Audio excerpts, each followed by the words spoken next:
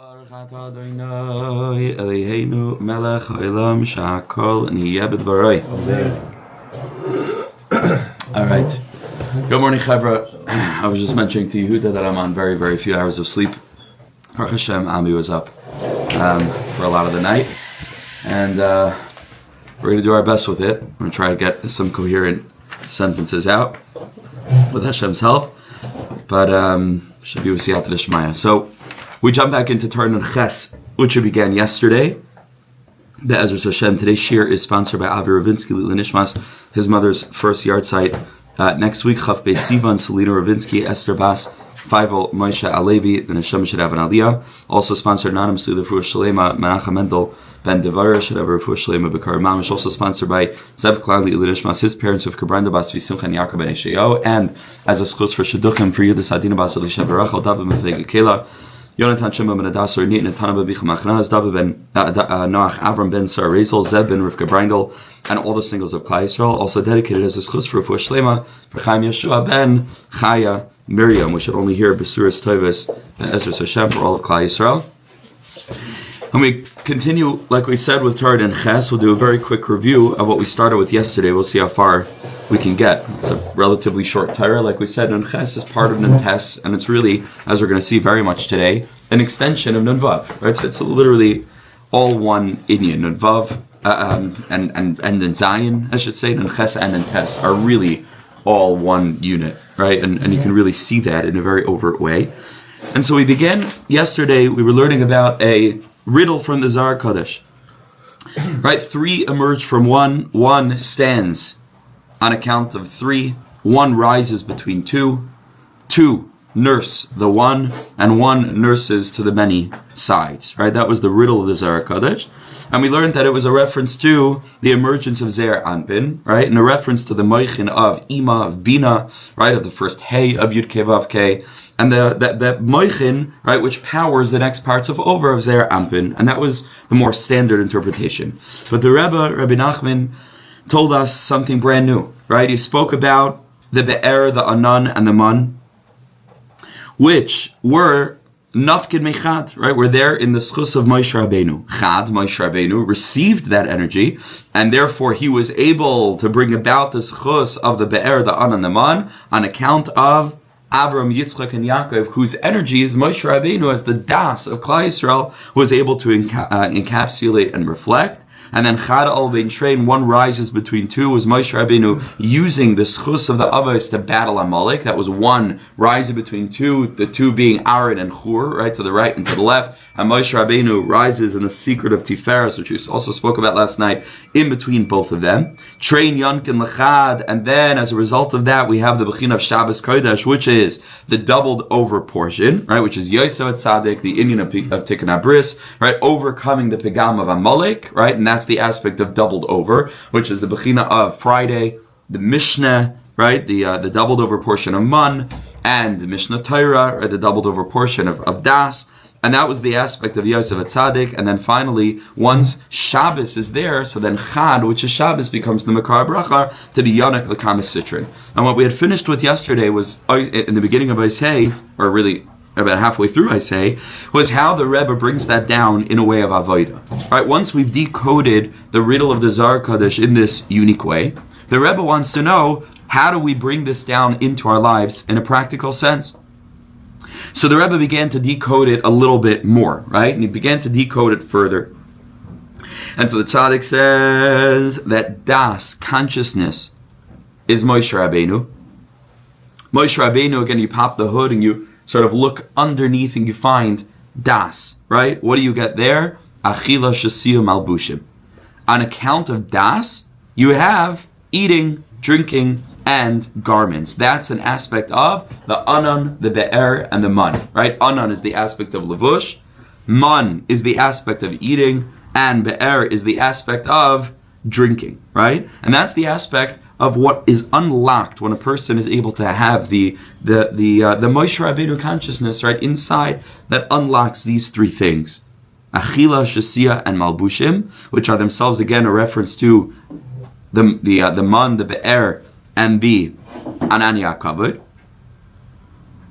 But how do you have das? That comes through the Abbas HaKadoshim. This is what we were up to yesterday, right? Which are the aspects of Chesed, Gevura, and Tiferes. And we said the experience of Torah, if it's to be a robust, vibrant, proper experience of Yiddishkeit, right, relating to the das, the awareness of the Torah Kedosha, it's going to have an aspect of Avram / Chesed, an aspect of Yitzchak / Gevura, and an aspect of Yaakov / Tiferes. What are those things? Chesed, says the Eiliger Rebbe, is the aspect of sharing, right? The nakuda of being able to take the Torah that we've learned and to bring it to others, right? That's very important. Number 2, Gevura, Zira Shamayim, that a person is engaging with Torah in a way of consciousness of a Kadosh Baruch Hu, yahrtzeit, right? Not wanting to get in the way of the relationship that we have with Hashem, and really that being first and foremost and primary in our lives, and our primary reaction to whatever we go through is in relation to HaKadosh Baruch Hu and our relationship with Him. And then finally, we have the Bechina of Tiferes, and Tiferes again was the Nakuda of balance, right, of knowing what to say and how to say it, right, which is coming in the context of the end of Torah in Zion, where Rav Nassim told us this is what Rabbi Nachman did, right, where he weighed every word, and we're going to see that even more, Be'ezras Hashem, probably today, we'll get there, probably today, right? We're going to see it in Torah and Ches, the same thing, of really guarding what we say, so that what comes out should make people feel empowered, and Chas v'Shalom, not people, putting people down, right, which is the Bechina. That was the last thing we learned of Divrei Pi Chacham Chen. So let's carry on from there. We are 4 words from the end of 6 or 7 lines from the bottom of Samach Tes Amid Beis, and it says V'zehu Chad B'Tlos Kaima. Okay, so we've covered now number 1, the first aspect of Tlos Nafkin Michad, right, which is Achila, Shasia, and Malbush that are emergent from Das. And Chad B'Tlas Kaima, if you want to be Mekayim your Das, you need to do these 3 things, which are the Bechina of Avram, Teres Chesed, Yitzchak, Yirah Shamayim, and Yaakov Avinu is this balanced consciousness. And now we're up to the 3rd part of the riddle, which is V'zeu Chad B'Tlas Chad al bein train. So says the Rebbe, he continues, so it's really, starting from the first word on the next line. Ukisha hachachma, which I have in bold. I'm not sure if you guys have it bolded also, yeah? Oh, okay, we have slightly different prints, so. Okay, says the Rebbe, Ukisha hachachma b'kiyumo v'shleimusa. When the chachma is in its state of kiyum and shleimus, then hazai hu b'bechinas chad al bein train.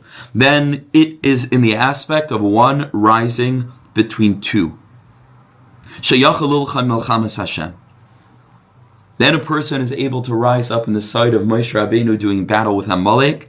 And we said yesterday, Yehoshua takes care of the physical, practical battle below. Moshe Rabbeinu is the battle above, right? Because there's the practical component of fighting with Amalek, hopelessness and despair. But then there's the spiritual, intellectual, right? The cognitive part. How are we thinking? And that's Moshe Rabbeinu, right? It begins with our thinking, but you need the practical aspect too. Yehoshua is down in the valley fighting with a sword. Moshe Rabbeinu is up, battling with perspectives, right? And that's Moshe Rabbeinu the Das. Once a person has accessed Yiddishkeit in the way that we've described, so then a person can fight the wars of Hashem. Bebechinas toiva chachma miklei krav. Chachma is even better than klei krav, right? Meaning you need both. You need the practical avodas, but you also need to work on how we're looking at the struggle, how we're looking at the world, how we're conceptualizing what we're going through, and that's the cognitive shift. And then, when a person fights that battle and is able to be subjugating and to subjugate all of the tsarim, all of the enemies that are that are pursuing all of the weaklings, all of the stragglers in Klal Yisrael, the people who feel that there's no hope for them.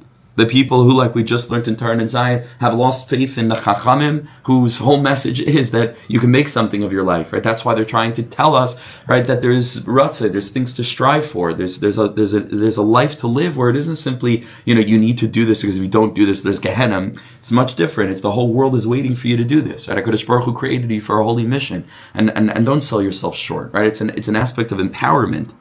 But ultimately, if a person loses faith in that, so then what did they really lose faith in?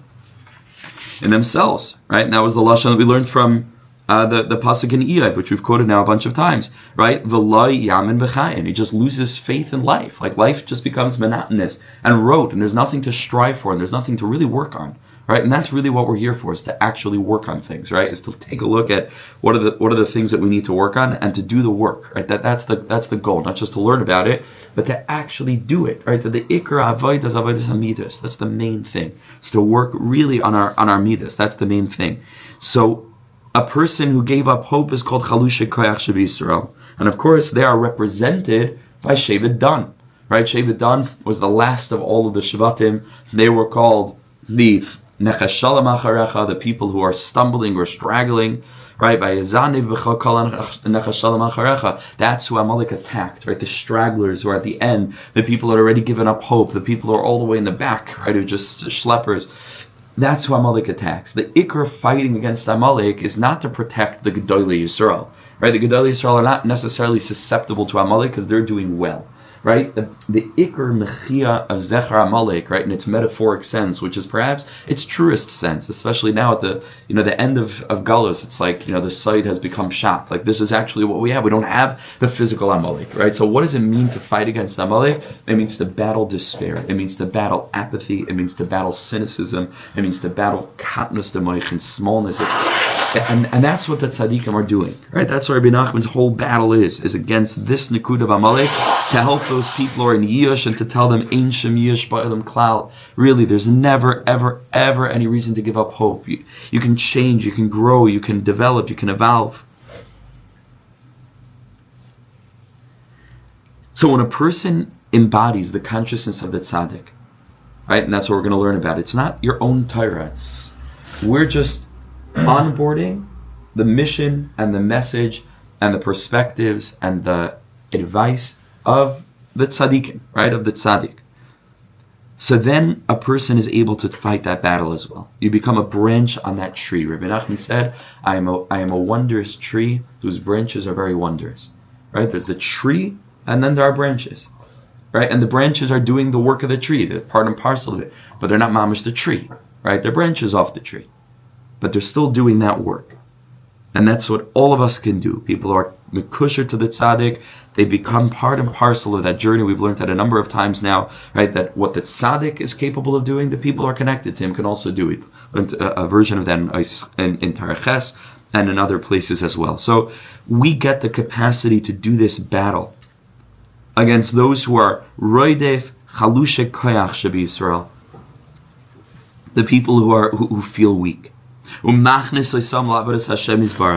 to do the job of the Baal Tefillah, of Rabbi Nachman's master of prayer. If you remember the story in Sipurei Maisius, I can highly encourage you, get yourself a copy of Sipurei Maisius, or at the very least take some time on Sefaria. It's all translated, you can just read it in English. The story of the master of prayer, huh? I've got one available. You've got? One available. Oh, for sale. There you go. Beautiful. Sold. Right? So Sipurei Maisius, boom. Right? Sipurei Maisius. Rabbi Nachman has this story of the Baal Tefillah, the wondrous, wondrous story of the master of prayer, the healing of everything, the tikkun of the whole world, right? And the story about the Baal Tefillah is that this is exactly what he is. Right? He goes around and he starts to speak to people who are just regular people, but he senses maybe there's something special about them. Maybe they're a little bit deeper than, the common folk, And there's still this niche category of people, but he starts to speak to them really about the meaning of life and awaken them, and all of a sudden they start to realize, hey, maybe there's something more to life, like there's something more, there's got to be a deeper purpose.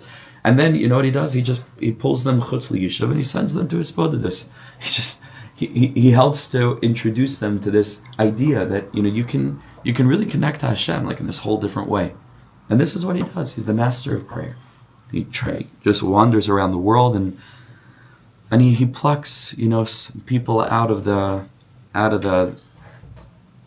crowd, and he really puts them in touch with something deeper. So all of us can be a Baal Tefillah, right? All of us can be Balei Tefillah, because Rabbi Nachman is the Baal Tefillah Sheba Balei Tefillah. The tzaddik is mamish. This is what he did. He's been doing this for 300 years. Circa 1780, 90, 18, 05, 18. Like he's been doing this for close to 300 years now. And that's the tree. And the people of Rabbi Nachman, Anshe Rabbeinu, Anshe Shlemenu, are branches off of the tree, and all of us are really required to continue on with that legacy. Like Rabbi Nachman said, he said, I want that my Talmidim should make Talmidim. Right? There wasn't going to be another Rebbe because that wasn't the Nakuda.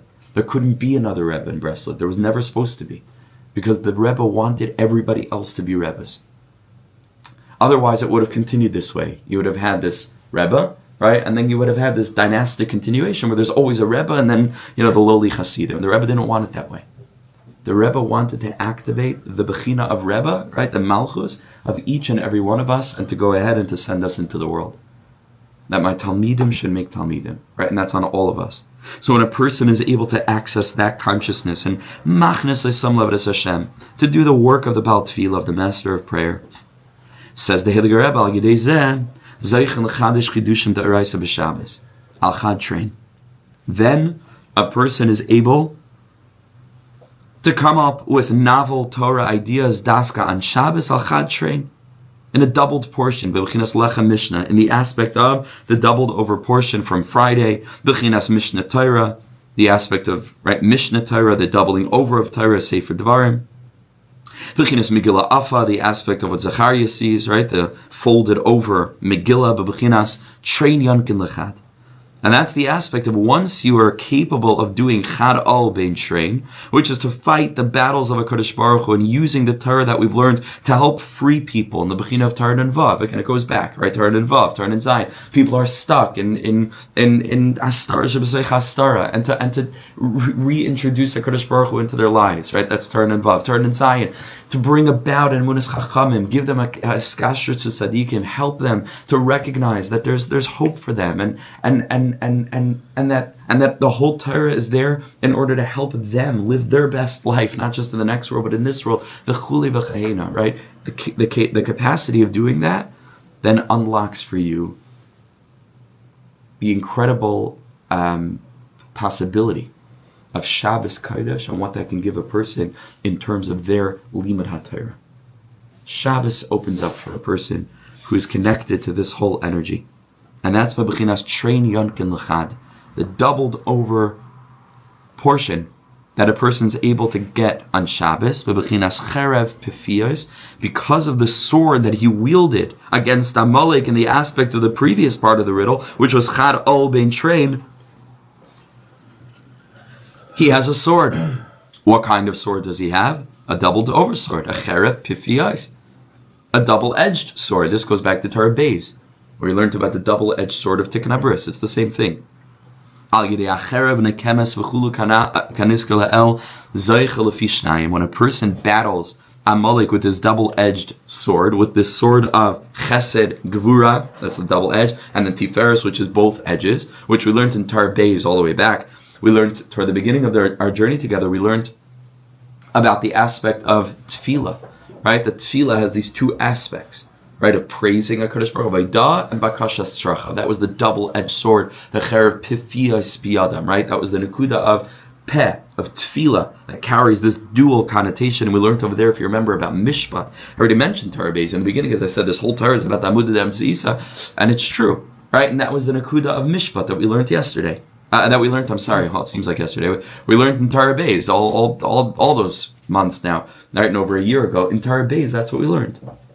All about the middle point, right? The bechina of mishpat, and a person has to know how to daven in such a way where they don't get either too drawn into the consciousness of yediyah, which is just to say, what do I need to daven for? Everything's Hashem's plan anyway. Or all the way to the side of bechira, where I think I'm the one with my tefillah that's making it happen. It's this balanced consciousness that we had learned about. And so that's the cherev pifiyos. Al yedei cherev nekemes keniska le'el zeichel lefi shnayim. Bechinas lechem mishnah. Then a person is zeicha to the cherev nekemes nekam bris, which is the aspect of the sword that fights against Amalek, to be able to bring back our covenant with the Kodesh Baruch Hu, to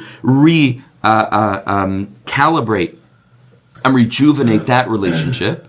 And then zeicha lefi shnayim bechinas lechem mishnah. Then a person is zeicha on Shabbos Kodesh to lechem mishnah. The Shabbos, and then once a person's Shabbos is in this way, where you're unlocking all these beautiful concepts through learning of Shabbos and the speaking out at the Suda and walking down the street and thinking Chidush Torah and Shabbos, all of a sudden Shabbos Mishaleach ha'aroisav l'chol ha'madregas. Then Shabbos is sending its light to all the different levels. That one day of Shabbos, which is Mekar HaBracha, is sending out its spiritual illumination to all of the sides. And here the Rebbe adds another element, umarpe refuais hanefesh refuas haguf. So you see, mamash, a direct connection to Torah and Zion. All of a sudden, Shabbos brings healing. What kind of healing? Physical, practical healing. That's the Nakuda of Yehoshua, who's battling Amalek on the level of just your life practically is better. And then there's refuas hanefesh, right? On a deep emotional level, your whole world is different, right? Your whole way of interacting with life is different. We spoke in one of the earlier Torahs about the difference between the koyach hadimyan and seichel. Rebbe told us you have to rise out of the dimyan and into the seichel. The way that we spoke about that then, I believe, if I'm not mistaken, is that seichel we connected to the concept of responding, and dimyan we connected to the concept of reacting, right? And there's a Welt's different. There's a whole world of difference between a person who is in a reactive state, right, where there's very little thought and there's just either habituation, right, or a person's stuck in a cycle, like this is just what they say, this is just how they act, this is just... And then when a person is able to be in a state of responding, where a person takes on stimulus, life happens, difficult challenges, but there's that space where a person is able to pause, and a person has the true bechira rooted in a place of das to be able to create the life that they want to live, right? That's what we're speaking about. That's refuas hanefesh, right? They're healed. They're true boichrim. Then you're choosing. Then a mitzvah is a mitzvah, and an aveira is an aveira, because you have the derech eretz that's called the Torah. Then after that, Torah can begin, right? Because then you can choose. Then there are actually two paths in front of you. Prior, a person's mamish a behemoth, not in a pejorative sense, but a person's in a state of reactivity. A behemoth doesn't keep Torah. A behemoth is not begeder Adam. Not begeder Adam, so then Torah doesn't begin. Like Rav Wolber writes, in Ali Shur, you have to be a human first, and then you can be a Jewish human. But it begins with being a Ben Adam. That's A, right? And it doesn't just mean acting like a Ben Adam. It means functioning just on the operating system, like to swap it out for an operating system of a functional human being. Once we can do that, gesundheit, then we're able to serve HaKadosh Baruch Hu in the proper way. We have refuas hanefesh, we have refuas haguf, bebechinas rak shivta yitain verapa yirape.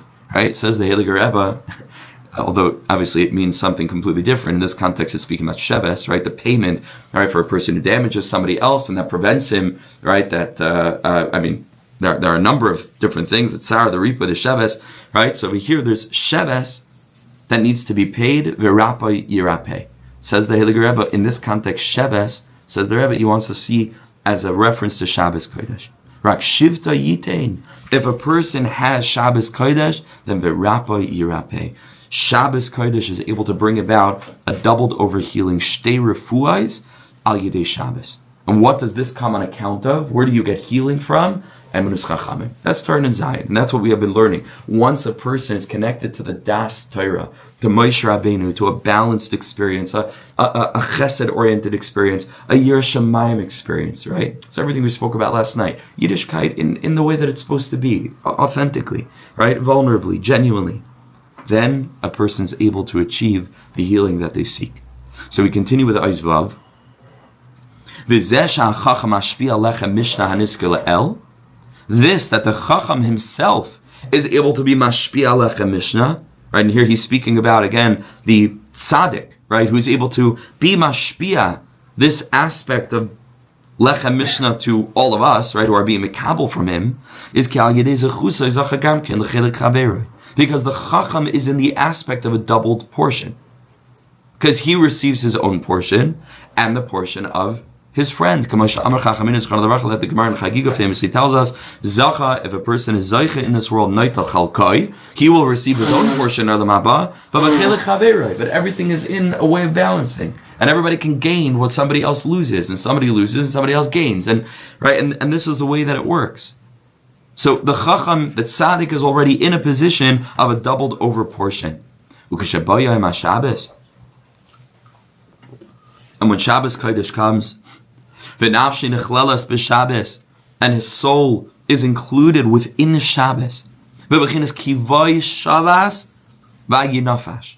Because on Shabbos, va'yi nafash, right? Shabbos is inclusive of the nefesh. On Shabbos we get the neshama yisera. There's a soul that's from within Shabbos.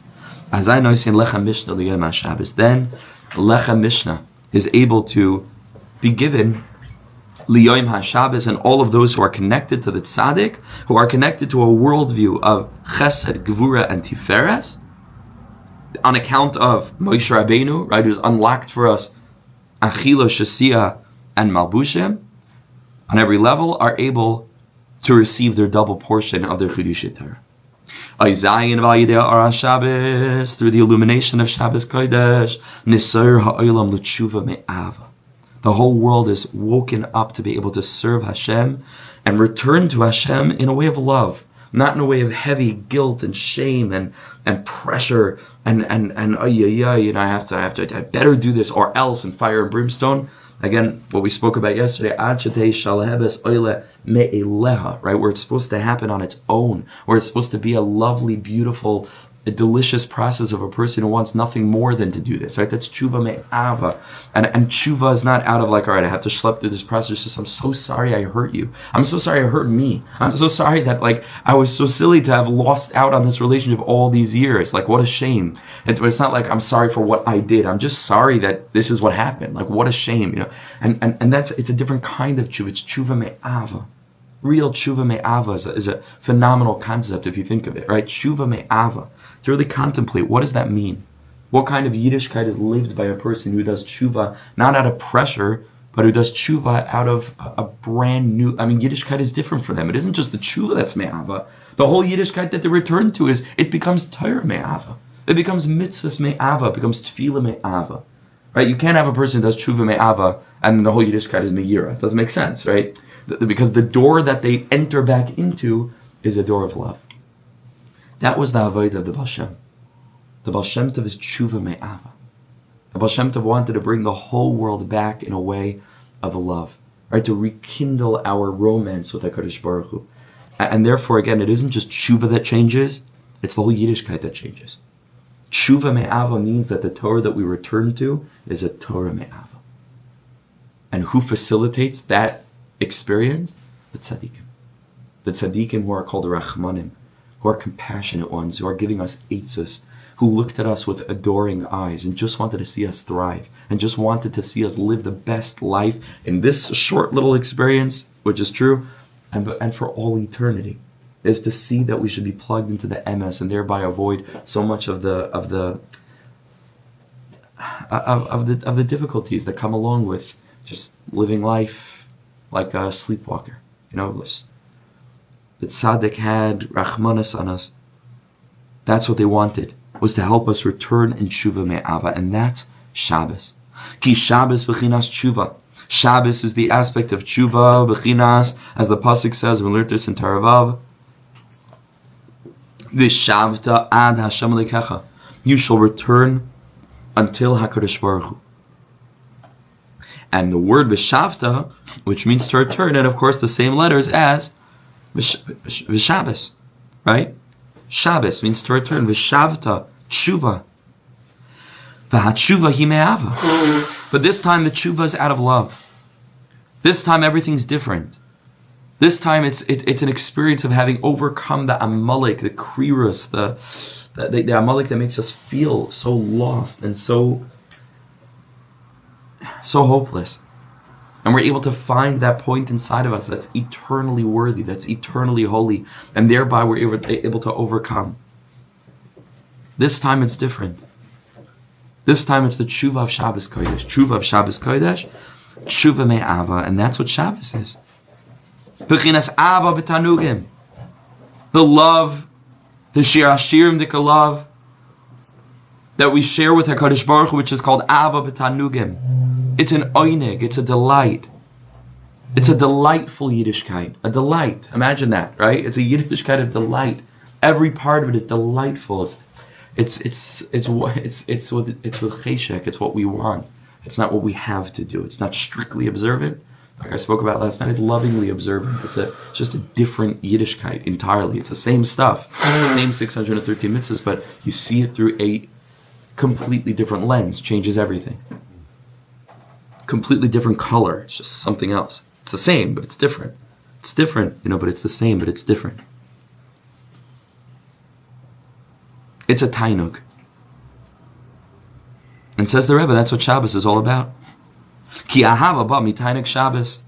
Ahava comes from the tainug of Shabbos Kodesh. Bechinas v'karasa l'Shabbos oineg. You shall call Shabbos a delight. And I think it's no coincidence, and it's not bechdi, it's not stam, that perhaps more than any lecture or series of shiurim or any other programming, that helps people who grew up with a secular background or are more distant or estranged from Yiddishkeit. They say again and again, it's the Shabbos meals, it's the Shabbos udas, it's just them coming to a home, to see what a delight Shabbos is, just to watch what happens there in the relationship between the husband and the wife, have shalom bayis in a beautiful way, to see the way that the children are involved and engaged in family time, and and more than that, the excitement about the parsha, and everybody's reading their different Torah, and showing the projects that they made, and the singing and the energy of Shabbos Kodesh.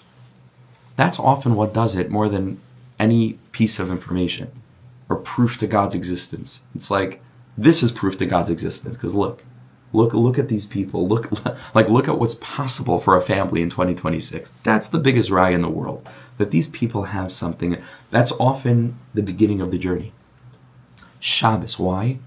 Because nobody's Shabbos Suda is full of Yira. It's not what you get at a Shabbos Suda, right? Hopefully. I mean, I really hope not, right? But I don't imagine that somebody comes, and like, they want to experience a setting of Yiras Einish, Oh, so come join me for my Shabbos Suda. And everybody sits, no way, Shabbos is a delight. The Shabbos Einig Shabbos, covered Shabbos, beautiful cutlery, this delicious food, and the house smells like challah. I mean, the whole experience of Shabbos is Einig. That becomes like we learned from the Siddur Shel Shabbos, I mentioned a few times, right? That's why Shabbos was given at Mara, right? Which is, like we said, bitterness, where you might otherwise engage with Yiddishkeit from a consciousness of bitterness. And over here we have the bechina of Shabbos. Shabbos is given first. Shabbos says, look through Yiddishkeit through this vantage point. Teshuvah M'Ahava, Shabbos, Ava, Einig. Then you're going to look back on the rest of Yiddishkeit and say, that can also be delightful. I can also engage with that in this excited way, in this way of cheshek, in this way of volition, like we learned about in Torah and Zion, in this way of neder. I'm taking it upon myself. Like, it's my life. It's such a crucially important part in the development of a child, is when they achieve independence. I like to say, again, I'm not saying chas v'shalom anything bad about my parents, but the beginning of my real journey started the minute that we got to the point in the airport on my way to Eretz Yisrael for yeshiva, where my parents, had to stop. Like, that was when my whole life changed. And again, not because like I was no longer, under the, but there's just a point of independence where you realize it's nobody else's life anymore. It's a remarkable moment where you really take achrayus for yourself.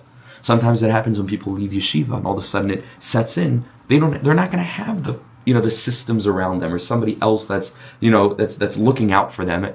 It's your life now. Sometimes you need a person maybe who was learning with you and going to follow up with you and check in with you and see where you are, who moves away. That's also a bechina of independence. It's your life. It's your life.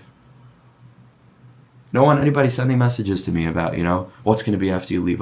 It's your life. I'm not achrei. I want to say something again. I want to say I really try to be mizbainen on it, and I feel the pain. I really do. It's hard. It's awkward for me. It's hard for me because like I'm so focused on like what this is for us and the privilege, and I have to really try to climb down many flights of stairs, to sort of enter into the perspective of somebody else who it's going to be a void, and I've really come to realize that, and I get that. I really get that, but I hope that after everything we've learned, let's not fall into katnus l'moichet. Let's not fall into, it's the Satan. It's so false. It's so sheker. It's mamash sheker. Because the greatest aliyah that all of you and all of us in our lives will have is when we take achrayus for our own ruchnius. When there's no one there to help us, and there's no one there to be giving this year. So now it's the bechina of Eretz Yisrael. It's like we're going to share this aspect of Eretz Yisrael. Klal Yisrael were taken care of in the desert. They had everything that we're learning about now. They had the achila and the shasiya and the malbushim. They had everything. It was given to them on a silver platter. It was there. But that's not the goal.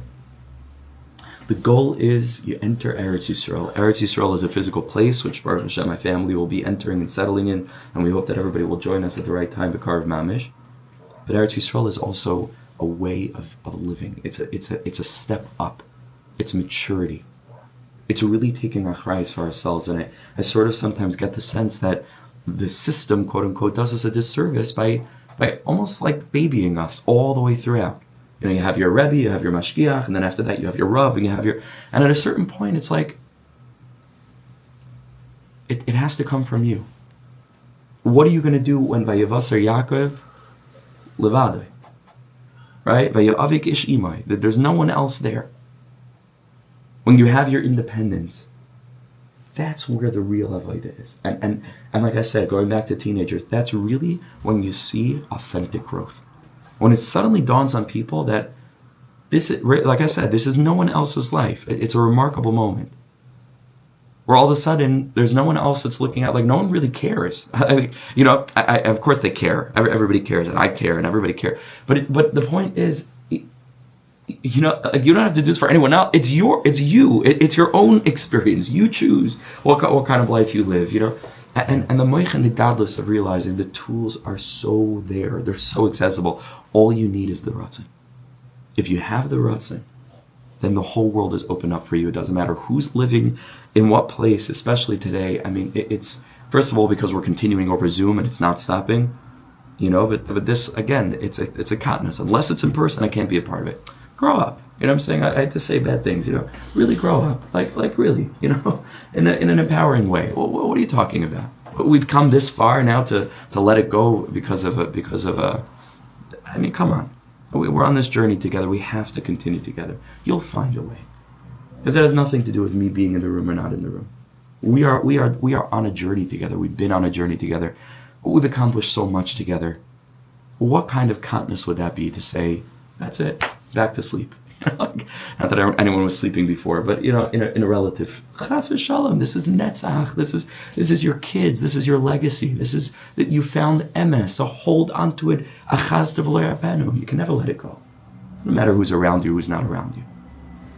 At the same time that I empathize with the fact that your lives are all going to change, and I really took time. I want to let you know I did avoid on this. I was misplaining because I was trying. I didn't feel comfortable with the dynamic, and I'm sorry that this is not so relevant for everybody who's listening, but for the chevra in the room, because you could hopefully you could also climb up a couple of flights of stairs, into my mind and try to see things from my perspective of how I'm trying to feel about this, this major shift which is so positive in my life, and trying to straddle both of those worlds. But I really did do that void, and I put myself into the chevra's shoes, and I it's going to be different. Especially for the chevra here, chevra came Thursday night, whatever. It's once a week. Even that, if that was what the point that they had, and it's no longer going to be there, right? And we're not going to have this in the mornings. That's a big deal, and I really appreciate. I've come to appreciate that. It wasn't easy for me in the beginning, but like I said, I really was misbinding, and I realized, you've been doing something for over a year, and it changed your schedule, and it's just and all of a sudden that's not there anymore. That is a gap. That's a gap. That's a void. Less mandapalik, and I'm with you. And I don't know if I should apologize for it. I feel that pain, and it is unfortunate, that something so happy, celebratory, exciting in my life is bringing about a lull in the lives of others. I definitely feel that sour, no question about it. And I'll feel that sour, right? Conversely, in my own way, because this is our chevra, and I'm gonna miss it. I'm going to miss these mornings. And things might change for me too, in ways that are not so advantageous with regard to my schedule. And who knows if I'll find a chevra there who want to wake up at 6 o'clock, and who knows if that's going to work out for the Zoom here. And we're going to have to figure out what the practical, considerations will look like there. I have no idea, but things are going to change for all of us. And it's probably not going to be easy for any of us. But there's a bigger picture that I really ask all of us to really hold on to. This was always bigger than me. This was always bigger than this shir. Again and again and again, we've spoken about this is a derech. This is a way of thinking. This is a Gilgal thing. This is from previous lifetimes of our shurish neshama and who we were then and who we are now and who will be in the future. And it's an Am Yisrael thing. It's us filling our role in the bigger unfolding of the Geula Shlema. Like, we found the truth. Like I said, hold on to it. Don't let go. Just don't let go. Independence. Right? Growing up, really entering Eretz Yisrael, where there's no structure around you. This is Teshuvah M'Ahava. This is the option and opportunity that a person has to live a Yiddishkeit where it's like I said, on the bechina of neder. Everything here has been so intentional, right? And I mean intentional with a capital I, because we've done very little planning with regard to how we've learned and what we've learned when. And HaKadosh Baruch Hu Keseder has been with us. Different parsha connections and yontiv connections and current events connections. And we've seen that all the way throughout in a remarkable way. And so it's not for naught that we're learning these Torahs also, right before this major shift. Everything's bashkach. And so that's the point. The point is the bechina of neder. That's the bechina of Shabbos Kodesh. That's oineg. The karasa l'Shabbos oineg, where Yiddishkeit becomes a delight that we chose, growth that we grew on account of taking our own lives into our own hands and making sure that for us, irrespective of any other circumstance, we create the circumstance. Don't wait for other people to build it for you. You build it for yourself. It's something you're committed to. So you don't wait for somebody else to either, encouragingly or coercively, so forcing or compelling or even aiding you into anything. You have what it takes. You have what it takes today. The resources are so plenty. All you need is the commitment. You commit, the whole world is open to you. You can learn Shas. I mean, today it's ridiculous that you could learn Ari. You could learn whatever you like. All you need is to want it. If you want it, the whole world is open to you. Now, zelu umazeh, in a world where literally Torah is on your fingertips, what we're dealing with is conversely the chalishas hadas of Amalek. Make no mistake, it's mamish Amalek kipshutai. Kipshutai. B'chol hatokev. That's why I said in the beginning, it seems like a remez of Amalek. I'm telling you, it's pshat. Right? B'chol hatokev. The same way that you'd see an Amalek on the street, a Nazi, let's say, if that was the embodiment of Amalek, you wouldn't think twice. You kill him in a second. This has to be the reaction that we have toward hopelessness, cynicism, and continence of any kind. You kill it instantly. You carry one of those, what are they called over here? It's in the news now. The kirpan, what's it called? Those little daggers. What? The sheikhs or whatever they're called are walking around, right? Yeah, basically, right? We also carry a cherev nekemes nekambris, except we're not stabbing 18-year-olds or anybody else. We're stabbing hopelessness. A yid carries a sword. A yid carries a cherev nekemes nekambris. What do we stab? Despair. Wherever we see it. Instantly, you don't give it a foothold. No matter what. No matter what. Immediately. You have Yerida. The circumstances in life are not so ideal. All of a sudden, something shifts. Boom. Okay. Right away. Amalek rises up. Instantly. To the heart. Right away. Amalek kipshutai. You'll never make it. Oh, it was nice while it lasted. Amalek. It's the antithesis of everything that we've learned over the years. That kind of perspective. It's sheker v'chazav. The whole world is open to you. What do you need? Willingness, belief in yourself, and the hope that regardless of what the circumstances are or aren't, you'll make it in the end. You'll make it in the end. Teshuvah M'Ahava is a bechinas lechem mishnah k'maimer chachamim zchron l'varcha, like the Gemara says, kan me chachma, kan me yira. Right, which is a quote of the Gemara in Saita Daf Lamed Aleph Amad Aleph Isa Sham Gadol Isa M'Ahava Yosim Isa M'Yirah. A person who serves Hashem out of love is greater than someone who serves Hashem out of Yirah. Yirah will last 1,000 generations in terms of the Zuchos, but a person who serves Hashem out of Ava, it lasts much longer. It goes much deeper. It's what Hashem wanted all along. A real, authentic, genuine relationship. And again, that's why Breslov is so freeing, because it puts you in the consciousness of his spoidedus. That was Rabbi Nachman's whole inyan. He wanted to be a tzaddik with whom he wanted everyone to have a connection, but not reliance upon. Remember that story, I've said it in the past, of the person who has the dream of the treasure under the bridge. Right? Very famous in a bunch of different wisdom traditions and from different tzaddikim. Right? It's a famous universal idea. And he has a dream again and again and again. And he goes out there, right, to the place where in his dream he saw there's a treasure buried under the bridge. He starts to dig in that place. And somebody stops him. He says, "What are you doing?" "I'm digging." "Why are you digging?" "There's a treasure." "How do you know there's a treasure here?" "I saw it in the dream." He says, "Oh, you fool, dreams mean nothing. I've had dreams the past couple of nights that under the stove in some Jew, Yankov Friedman's house in Warsaw, there's a treasure. And his name is Yankov Friedman." He turns around, he goes home, he digs under the stove, and there it is, right? The Rebbe says, this is the Rebbe's unique take on the story, because it can mean many things, that this is how it is with the tzaddik. The Rebbe says you travel to the tzaddik only to find out that you were the tzaddik all along. It's not just like a nice thing to say. I mean it be'emes of v'samin.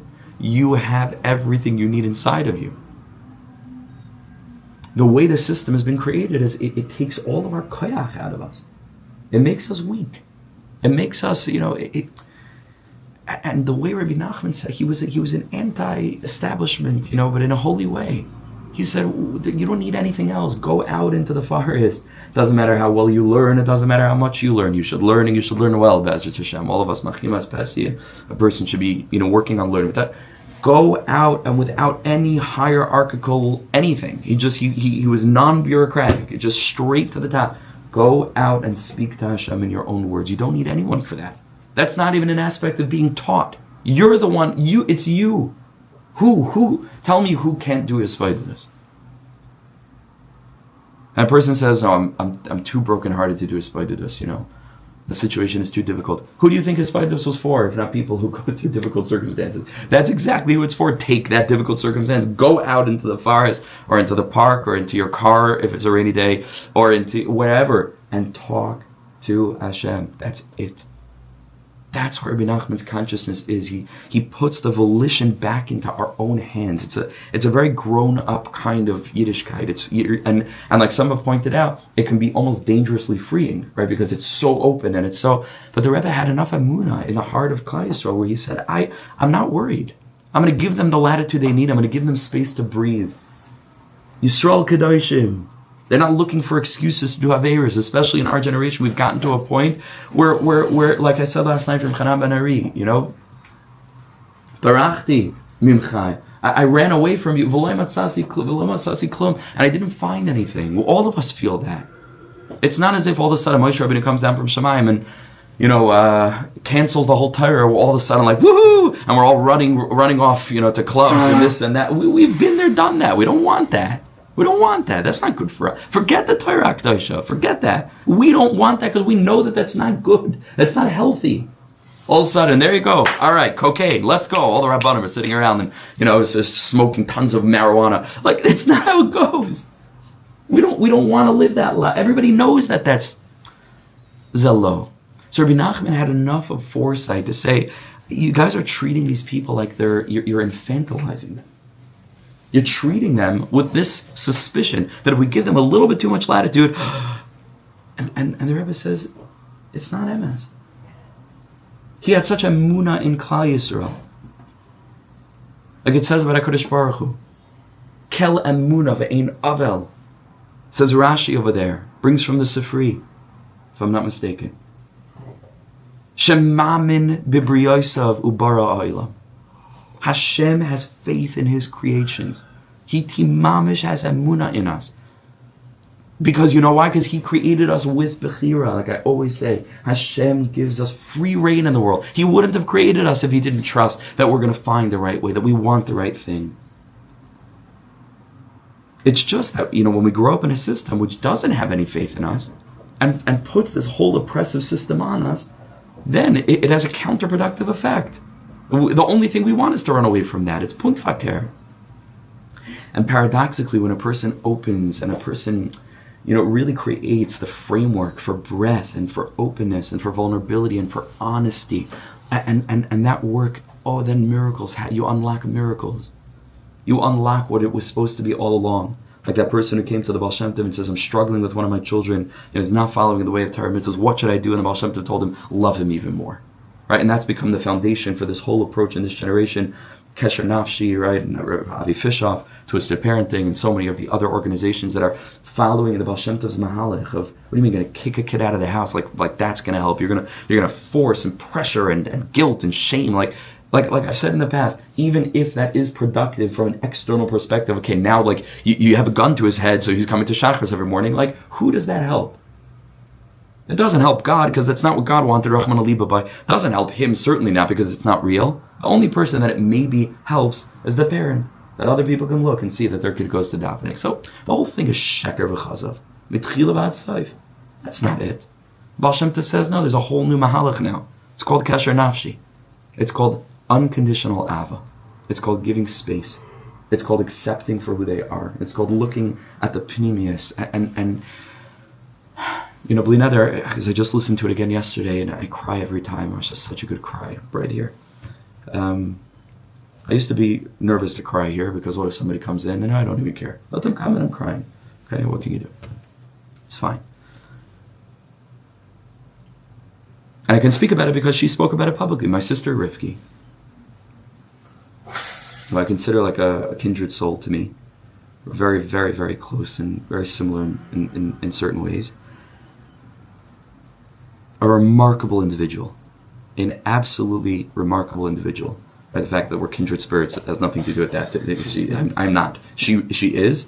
We're kindred because we have a certain sense for spirituality and depth, but she's a superstar teacher. She's extremely creative, created a course called Amunah Through Art, which she teaches in the school in Chicago.